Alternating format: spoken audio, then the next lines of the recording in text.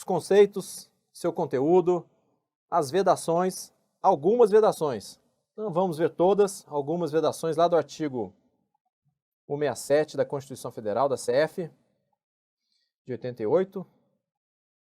Composição, que a Lei 4.320 também cita. O que a LRF trouxe de novo para a nossa LOA. E os prazos que, como já dissemos em outra videoaula, os prazos são sempre cobrados em concurso e nunca é demais relembrar cada um deles, ok? Então a LOA.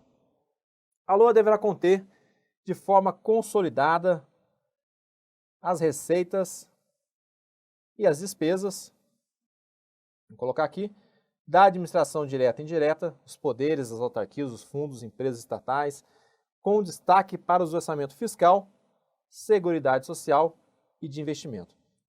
Se pegarmos a LOA, nós vamos ver lá que tem o orçamento fiscal, o orçamento da seguridade social e o orçamento de investimento. Na Constituição, no artigo 65, parágrafo 5º, tem até uma inversão aqui, né? Aqui seria o inciso 1º, inciso 2º e o 3º é o da seguridade. Mas lá na LOA, a organização é colocada desse jeito aqui. Fiscal, que inclusive é elaborado por um setor lá dentro do Ministério do Planejamento, que agora está incorporado ao Ministério da Economia, por um setor único aqui, e orçamento de investimento já é outra área, né, dentro do Ministério da Economia, que cuida das empresas estatais. Mas esses 3 orçamentos, eles são organizados no fim das contas em receitas e despesas. Tanto que se você for dar uma olhada, o orçamento, vamos colocar aqui do lado, ó, o orçamento, vou colocar nossa LOA aqui, o orçamento fiscal, que tem ali seu grupo de receitas, e do outro lado tem também as despesas, o orçamento da Seguridade Social tem as suas receitas, orçamento de investimento. Você vai perceber que as despesas do orçamento da Seguridade, elas ultrapassam, o orçamento da Seguridade Social ultrapassam as receitas que ela obtém. É por isso que o orçamento fiscal acaba tendo que complementar o orçamento da Seguridade. É aí que a gente vai escutar o seguinte: o orçamento da Seguridade ele é deficitário. Isso.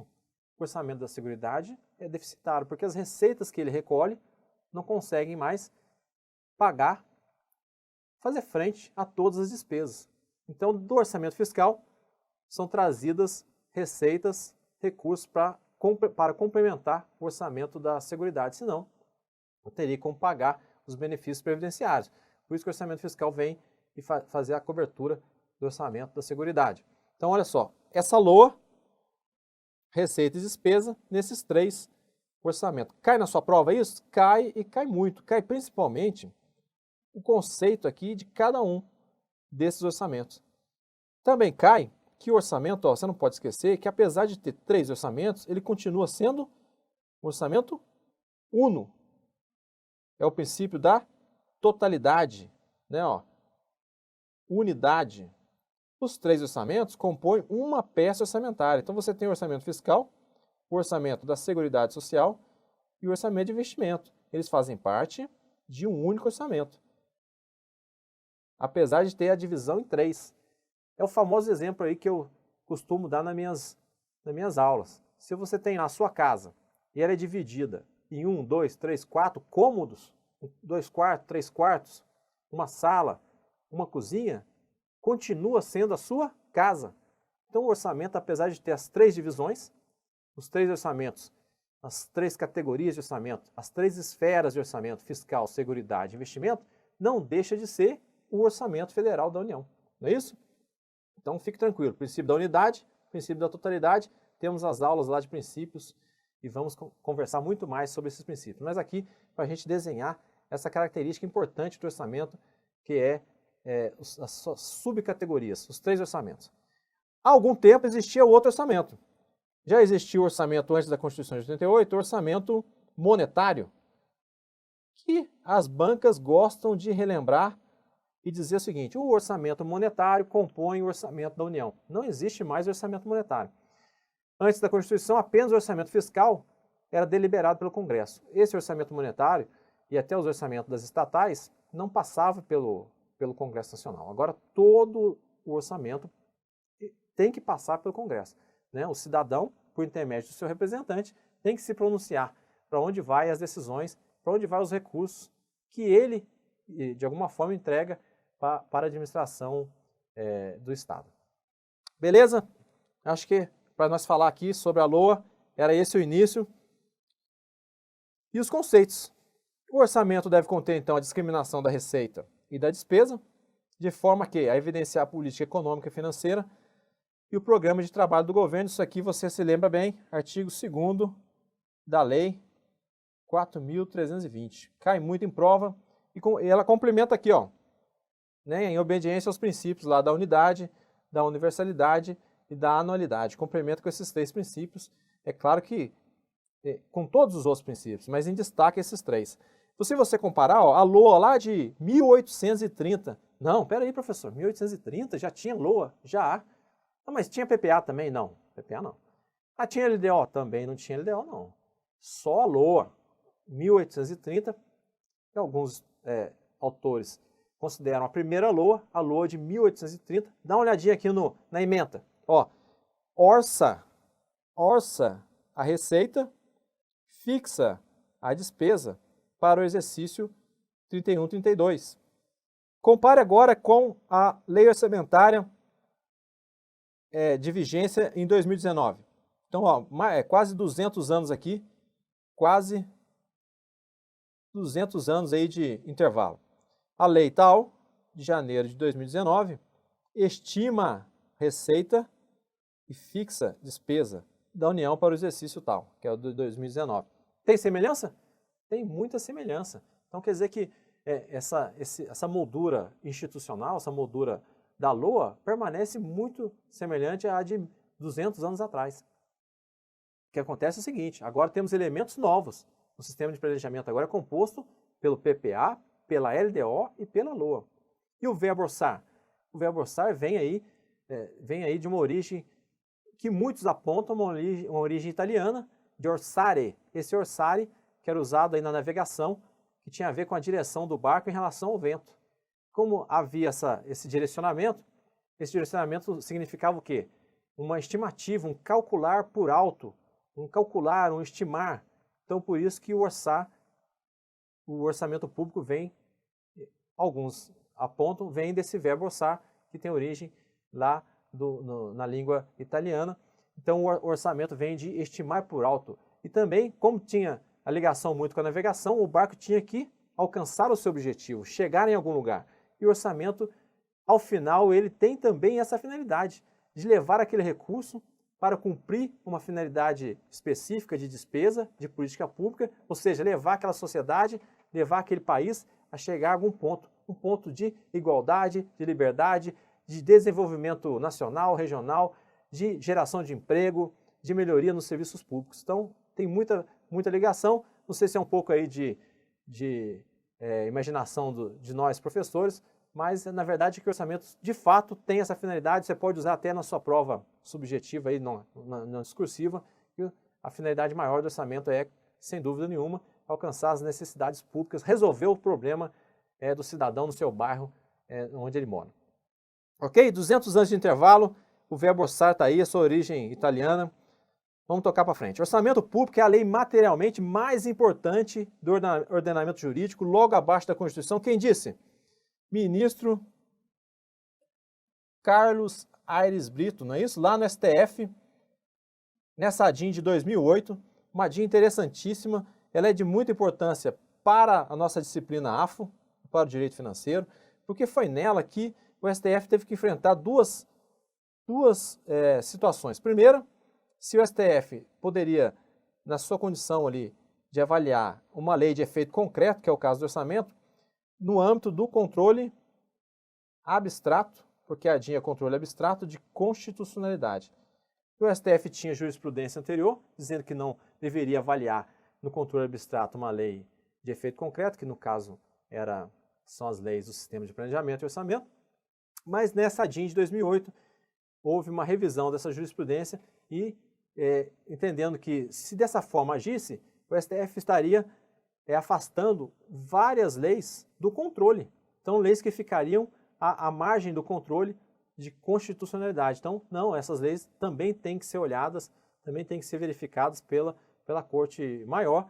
Então, o orçamento passou a ser olhado, então, dentro de ADIM. Foi a primeira colocação a ser enfrentada pelo STF. E a segunda foi, nesse caso aqui, essa ADIM tinha uma medida provisória que abria um crédito extraordinário. Vamos estudar ainda, fique tranquilo. Crédito extraordinário é um dos tipos de créditos adicionais que tem o suplementar, o especial e o extraordinário. Essa ADIM, o objeto dela é uma medida provisória que abria crédito extraordinário para vários órgãos. E eu me lembro aqui, um deles era a Justiça Eleitoral. Então, a Justiça Eleitoral, para a realização das eleições, pedia um crédito extraordinário. Mas eleição tem a cada 2 anos. Então, se tem a cada 2 anos, tem que haver uma previsão e um planejamento. Não pode necessitar de crédito extraordinário, porque se você falar na Constituição, no artigo 67, parágrafo 3º, o crédito extraordinário ele é exigido uma imprevisibilidade e uma urgência. E qual é a imprevisibilidade de eleição a cada 2 anos? Não, é totalmente previsível, né? Então não cumpriu os requisitos. O STF aqui fixou que ocorre aqui um abuso no uso das medidas provisórias na abertura de crédito extraordinário. Configurou ali uma outra decisão importante com relação aos créditos extraordinários, que a gente vai ver no momento oportuno.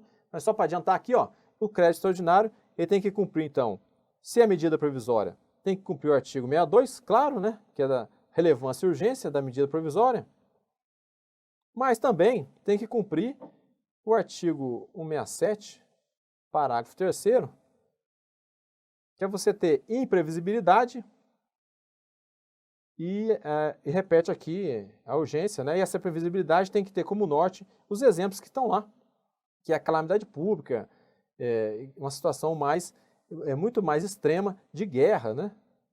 De comoção interna, muito mais extremo do que você abrir crédito para eleição, que é totalmente previsível. Então, só para relembrar, essa frase foi dita lá, dando importância, então, à nossa LOA. Ao comparar os orçamentos, cai na sua prova esses conteúdos aqui embaixo. Por isso, a tabelinha é importante. Compare, o orçamento de investimento é das empresas, em que a União, direta ou indiretamente, detém a maioria do capital social com direito a voto. Então, aqui, eu já vou adiantar. Você tem que começar por aqui. Em regra, as provas vão te cobrar misturar esses 3 conteúdos aqui. Em regra. Pode ser numa prova mais elaborada que ela peça para você classificar um órgão, se ele está num desses 3 orçamentos, o que é mais difícil, mas também dá para você fazer. Olha só, o orçamento de investimento, guarde, quem vai estar aqui? É as empresas, e é um conceito que nós vamos ver em outra aula, mas hoje vou colocar aqui as empresas independentes. Ah, professor, mas o que é empresa independente? Independente é que ela não depende. Ela não depende. A lei de responsabilidade fiscal, LRF, no artigo 2º, vai conceituar lá o que é empresa dependente e independente. A dependente são as controladas. Dependente são as controladas. Se ela é dependente, ela recebe o quê?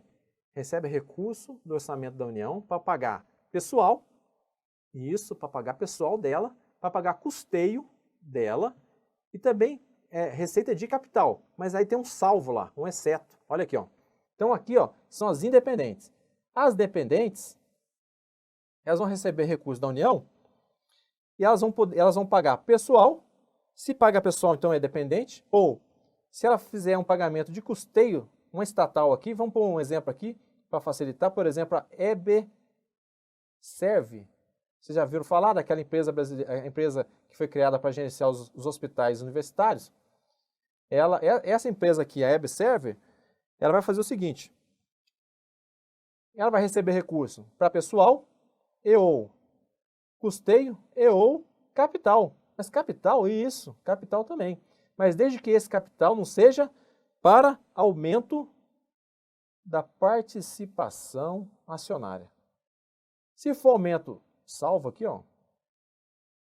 Se for aumento de participação acionária, aí não se classifica como dependente. Dependentes são esses 3 casos aqui em cima. E o de capital. Mas desde que o capital não seja para aumento de participação acionária. Aí ela vai ser dependente. Se ela é dependente, ela não está aqui no orçamento de investimento. aqui no orçamento de investimento vai estar as independentes. Por exemplo, Petrobras. Petrobras é independente. Banco do Brasil, independente. Agora aqui, EBSERV, que a gente já falou.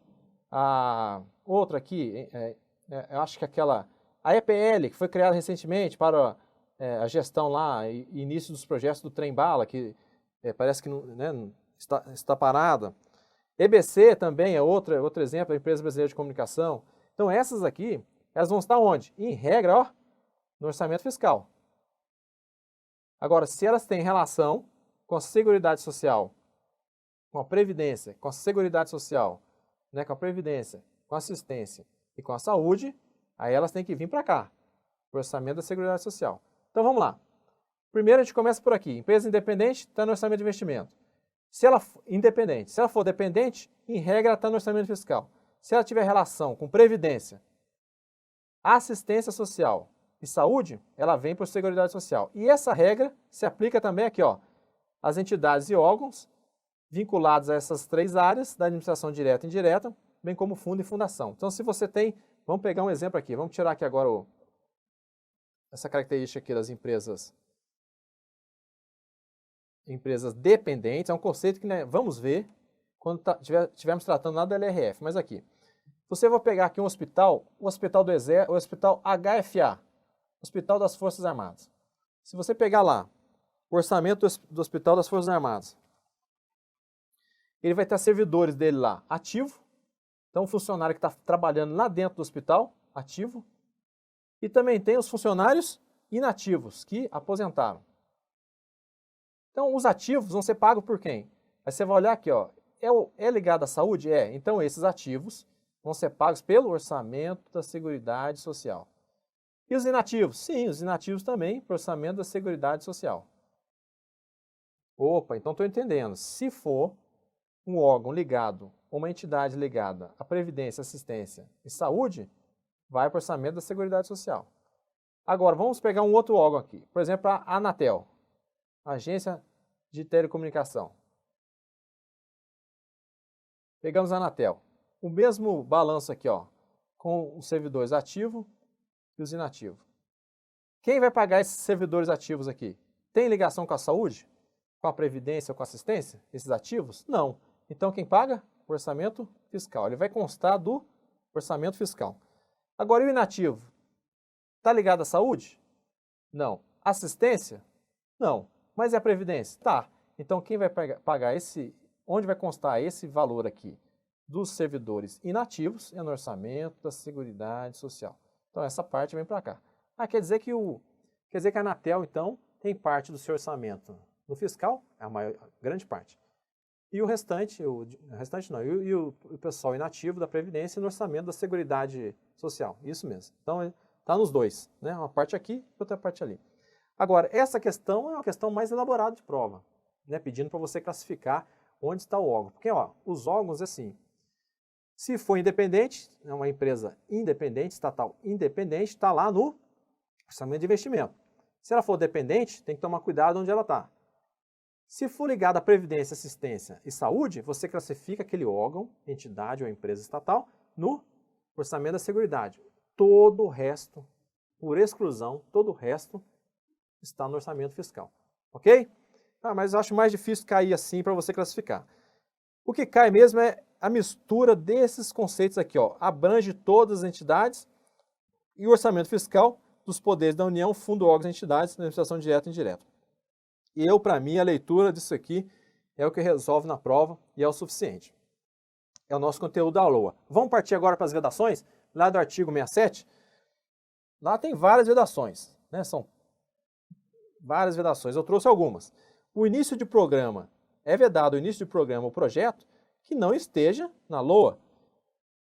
Lógico, né? Se a gente está falando que é um sistema, que a compatibilidade entre esse sistema, não faz sentido incluir um projeto, início de um projeto, um programa, que não esteja na lei orçamentária anual. Outra vedação, realizar uma despesa ou assumir alguma obrigação direta que exceda os créditos orçamentários. É dito de outra forma. Então, se você tem a LOA e ela tem os créditos orçamentários, se você foi feita a proposta, foi feito o estudo o parlamento discutiu, aprovou, sancionou, tem aquele limite de crédito. Quando vai para a execução, o executivo pode executar acima do aprovado? Então, também não teria nenhum sentido ter toda a sequência e o regramento, intercalação entre os poderes, executivo, legislativo, depois de novo o executivo executar e a fiscalização do parlamento, se o executivo pode ultrapassar os limites. Então, por isso que tem essa vedação. Não pode exceder aos créditos, nem aos adicionais. Porque ele está falando aqui que aqui os créditos adicionais na LOA são os iniciais, os ordinários, né? Durante o ano, a gente pode ter os créditos adicionais. Então não pode ultrapassar nem os iniciais da LOA, nem os adicionais que são depois separados em suplementares, especiais e os extraordinários. Instituir fundos também não pode, de qualquer natureza, sem prévia autorização. Há levantamento aí de mais de 200 fundos na administração pública federal. Então, esses fundos que ocorrem, eles acabam criando um orçamento paralelo e engessado. E fundos que contêm recursos que não são aplicados. E como foi feito o fundo para aquela finalidade específica, e a finalidade, às vezes, não consegue dar a celeridade necessária para o emprego do investimento, então depende de autorização, depende de planejamento naquele setor. Então aquele fundo fica só segurando recurso, acumulando recurso e atrapalhando todo o planejamento e a conciliação dos recursos. Então a ideia do Constituinte era ter o menor número possível de fundos. E quando fosse necessário, teria que ter autorização legislativa. Não foi isso que aconteceu. Tem dezenas, centenas de fundos e a grande discussão aí de revisão desses fundos. Outra vedação lá do 67. Deixa eu ver se eu pulei algum aqui. Pulei esse aqui, ó. Concessão ou utilização de créditos ilimitados também não faria sentido. E lá na LRF tem um comando muito semelhante, a gente vai ver no finalzinho aqui da nossa videoaula. Se você não tem limites, é ilimitados também, macularia todo o sistema de planejamento e orçamento. Eu passei para os fundos aqui embaixo, falta de cima, ó. Utilização sem autorização legislativa específica de recursos do orçamento fiscal e da Seguridade Social para suprir necessidade ou cobrir déficit de empresas, fundações, fundos, incluindo os dos orçamentos. Então, olha só, aqui ele falou fiscal, então nesse caso aqui ele diz fiscal e da Seguridade, orçamento da Seguridade Social. Então, orçamento fiscal não pode cobrir déficit de empresa, nem de empresa, nem de fundação, nem de fundo. Tem exceção nesse caso aqui? Não tem exceção. Cuidado, que muitas das vedações, ó, ela tem essa exceção. Se tiver autorização, no caso, não tem exceção. Ao contrário, muitas das vedações não tem exceção. Nesse caso aqui, ó, tem exceção, ó. Se tiver autorização, pode. Mesma coisa aqui embaixo, ó.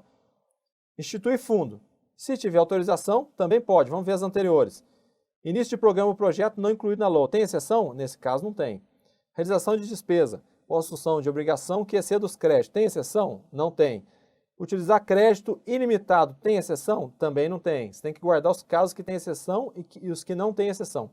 Esse caso aqui, se tiver autorização legislativa, vai poder suprir o déficit. E aí aqui a confusão nas provas é o seguinte. O examinador coloca o orçamento de investimento. Ele tira o orçamento da Seguridade e cobra de você o seguinte, o orçamento fiscal e o orçamento de investimento, quando ocorrer autorização legislativa, pode cobrir déficit de empresa. Não pode.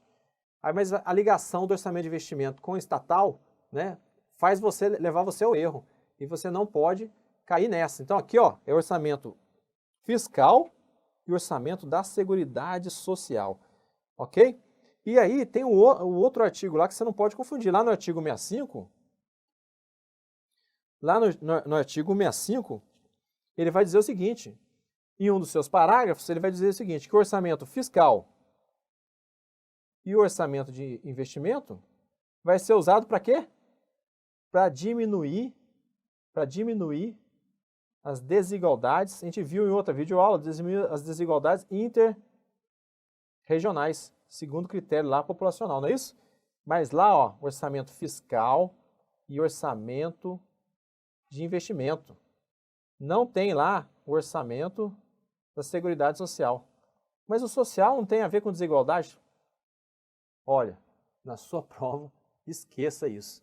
O social, a Constituição não o colocou para combater essas desigualdades interregionais. O social está aqui, ó, nessa outra vedação que nós falamos. Aqui tem o social e não tem o de investimento. Tem que estudar esses dois em conjunto, né? O artigo lá da vedação e esse lá do 165, que fala do orçamento fiscal e de investimento, e esse aqui do 67, fiscal e seguridade social. Composição da LOA, aqui só para a gente conhecer o conteúdo da LOA. Quando a LOA chega lá no Congresso Nacional, passa pelo Congresso e é publicada, ela tem os seguintes partes nela, né? Capítulo 1, disposições preliminares. O 2, como eu disse, fiscal e seguridade, ó, feito por uma área lá no Ministério do Planejamento, e agora está dentro do Ministério da Economia. E o investimento é separado. A gente falou que aqui consta o quê? As empresas independentes. E tem um outro capítulo que dá autorização para a contratação de operação de crédito e emissão de títulos da dívida agrária. O que é isso aqui? Exceção ao princípio da exclusividade. Isso aqui é exceção. O que é exceção? Que a LOA não pode conter matéria estranha, exceto o quê? Autorização para a contratação de operação de crédito. E emissão de título também é um exemplo com a interpretação aqui da LRF, interpretação da operação de crédito. Está lá no capítulo 4 da Lei Orçamentária Anual. E o último capítulo, as disposições finais. É um texto menor, que a LOA, a grande composição dela, são os anexos. Vários anexos de milhares de páginas. Mas a Lei 4.320 diz o seguinte, no seu artigo 22. A LOA vai ter que ter a mensagem presidencial, e tem. O projeto propriamente dito também. Tabelas explicativas, consta lá as tabelas. E especificação dos programas especiais de trabalho. Às vezes, na sua prova, cai esses 4 itens e você marca o quê?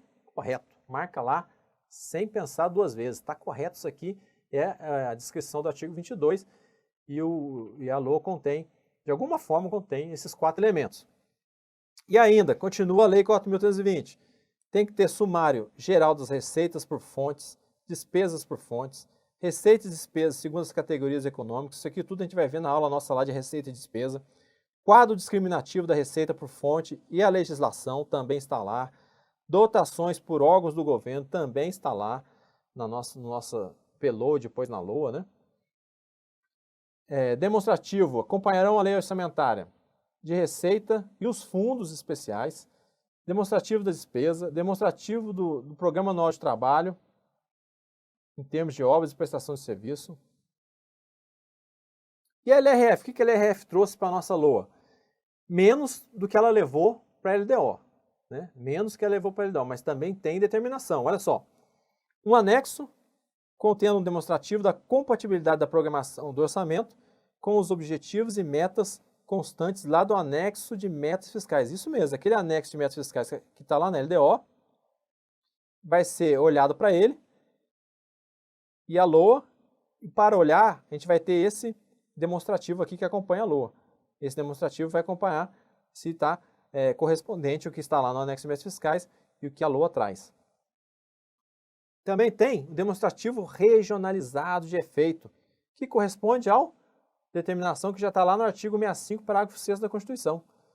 Também a LRF deu essa determinação para a LOA.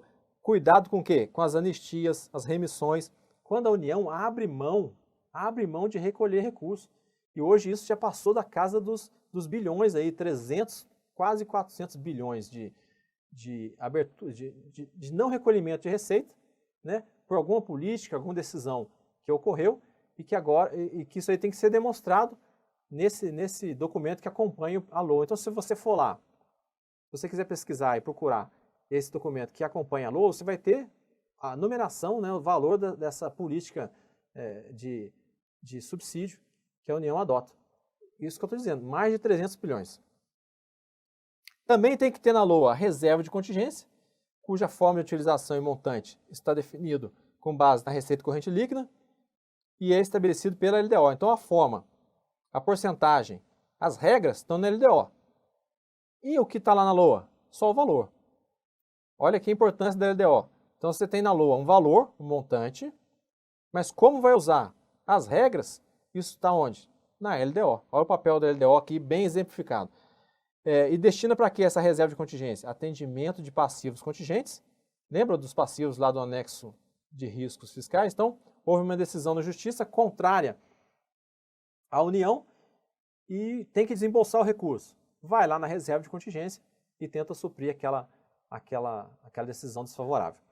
E outros riscos e eventos fiscais imprevistos. Também é motivo para a União utilizar a reserva de contingência. E a LRF vai continuar tratando do quê? Da dívida pública. Mobiliário contratual.